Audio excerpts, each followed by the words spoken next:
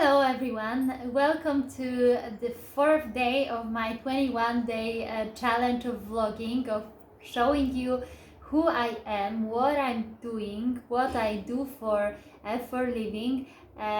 For those who don't know me yet, I'm Daria. I'm mindfulness music therapy practitioner, studying actually another bachelor of music therapy before I had finished business studies. But last year I'm specializing in coaching, in working with people, and now I specialize especially in working with highly sensitive people, and I'm a stress coach as well. Well, today I was thinking to show you some simple instruments and tell you a little bit more about music therapy. So the main division of music therapy, it's receptive and active.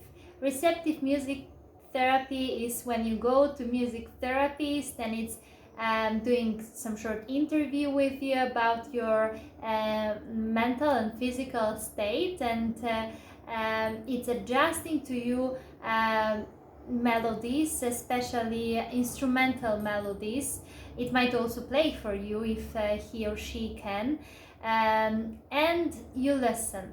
You listen some set of adjusted one after another melodies. They have to also be combined in a certain way, adjusted to your state, and it can be also with some guidance.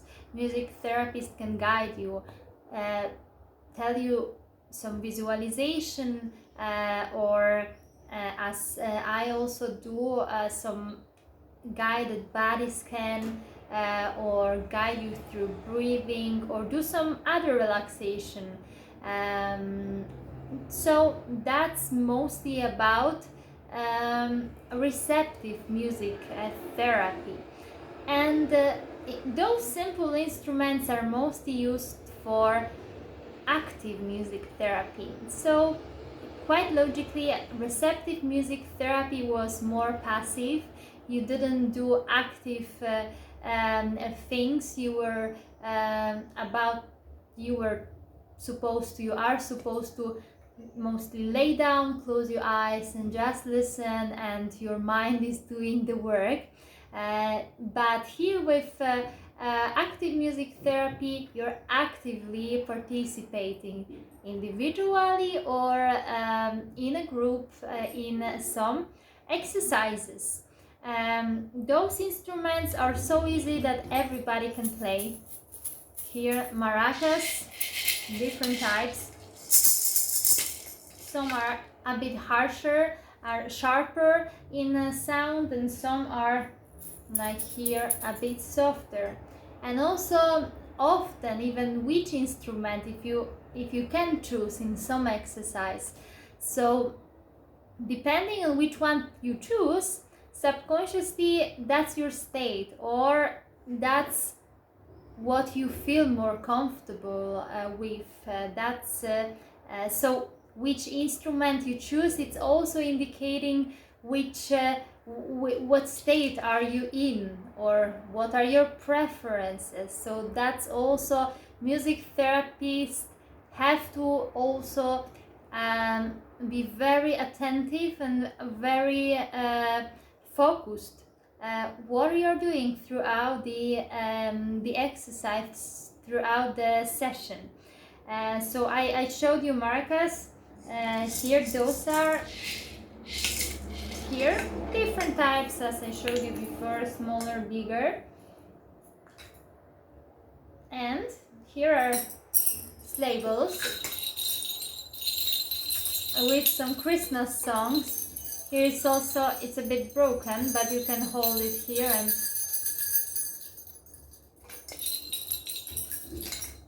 And here are very simple ones, kazoo.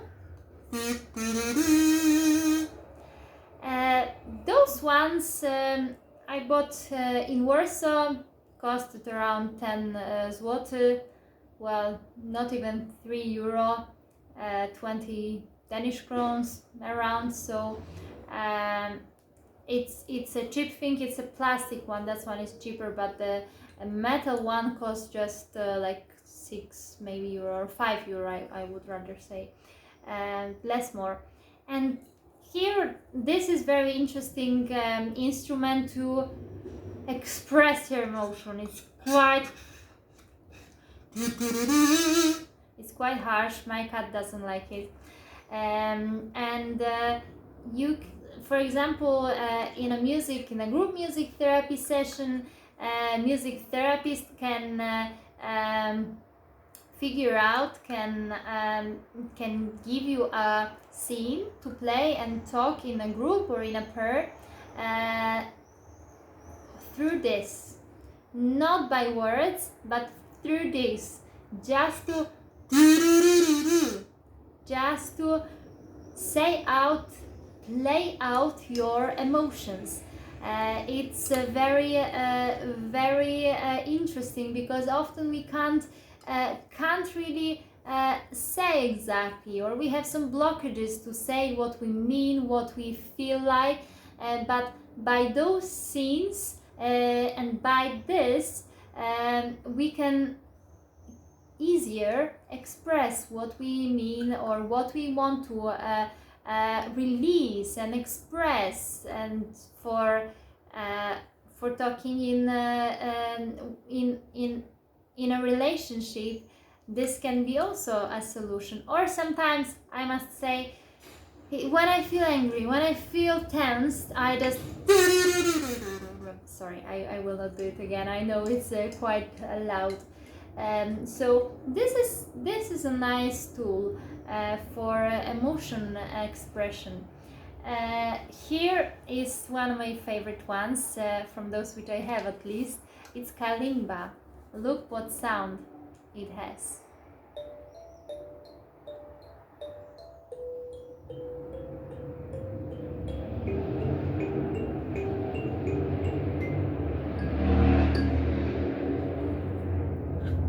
That's it. It's a smaller kalimba. There are also a bit bigger ones. It has very relaxed and soft sound. And again, everybody can play it, really. There is no certain ability you have to have. You can just take it and play it and relax. So that can be also used for different exercises. Music, I really like music therapy, because basically imagination is your limit. Imagination limited maybe by knowledge. This I must add, because of course I can figure out all the exercises, but exercises must be adjusted for the individual. Music therapist has to have knowledge about psychology, about some even sicknesses, illnesses, if it's about to work in the hospital, for example. It's very important. Of course, he or she works closely with doctors or psychiatrists or psychologists, but it has to have knowledge of those, at least some certain knowledge, to be able to work and observe the behaviors and analyze and make progress with patients or clients. I'm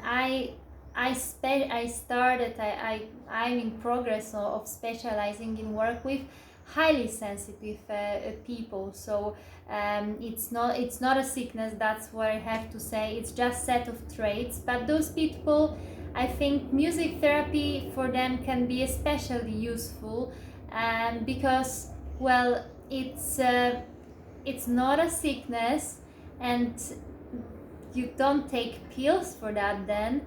So something to release emotions, something to figure out what I actually feel when I feel so much. It can be so useful. Let me continue. Here is tambourine. You must know that. And here, I actually found it, my grandma gave it to me. It turned out that she has these Russian spoons, what can also be used if somebody has problems with hand movement, motorics, I think I can say, right? And so this one can be used, and of course some music added, conspect written down how to make an exercise, because I'm just trying simple ones, but it's not like you come to music therapist and he will let you or she will let you play like this. It's everything is thought through in music therapy, so seems very simple, but it can become very very interesting and very complex exercise for a certain patient or client. What else do we have? Melodica.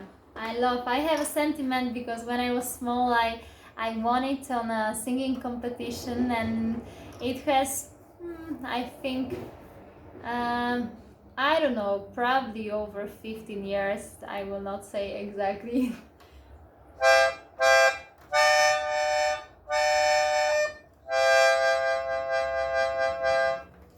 Very simple as well. Well, here you have another ending for playing with oh, sorry, when you see keys, but it got broken, so I just have this one now. So I need to remember, I need to feel less more where the keys here are, but you can easily learn it. Here,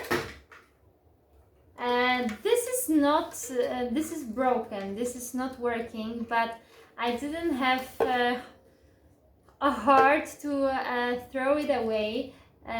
This was found in the basement in the apartment where I live now, and they wanted to throw it away. I really couldn't let it go on to the trash.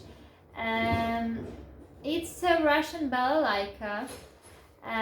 Very nice, although well, as you can see, it's not really working, and as it turned out, it's also quite expensive to renovate it, but maybe one day I will do it. I hold it because I like instruments, and I don't think it deserves to be thrown away. So that's it. And ukulele. This is a tenor one. It's a bit bigger. The smallest is soprano, then it's concert, and then tenor and baritone. Yes, I think I remember well. It's a very nice one. It's not mine. It's borrowed. My mom lended for learning. I have soprano one. This one is actually much nicer than mine, and it's also easy to learn, although it's not the type of those simple orff instruments they are also sometimes called. I have also here claves, those ones, some sticks. They are actually made by my friend who just attached balls from those machines. You put a coin and you get those, and sushi sticks. So those are sticks. At my academy we called it gravitation sticks, because they fall down, and they are actually good for patients with movement problem. So that's mostly it. I have also this recorder, simple flute, and I have here electric piano Casio.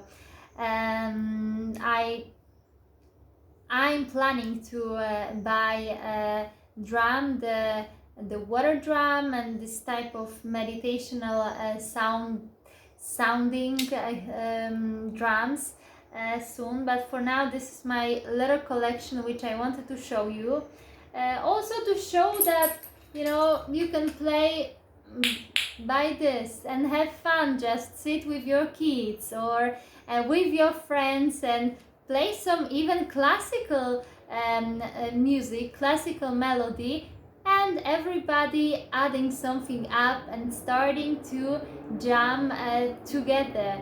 It's boosting creativity, integrating, so you can even do it at home. Play more, use music for different purposes, receptive or active music therapy. Of course, it's the most effective when you go to some music therapist or to some sessions, but you can also play it and have fun with instruments, simple instruments, or just glasses and bowls and spoons, and so on and so forth. I also want to add that despite of instruments, active music therapy can be used with movement, with dancing, with singing. So it's not just instruments, it's different types. I'm teaching mindful singing, my method of this therapeutic singing, where we express our emotions, where we learn to focus, where we learn to release tensions from our body, calm down, relax, and build confidence. So that's also a type of active music therapy.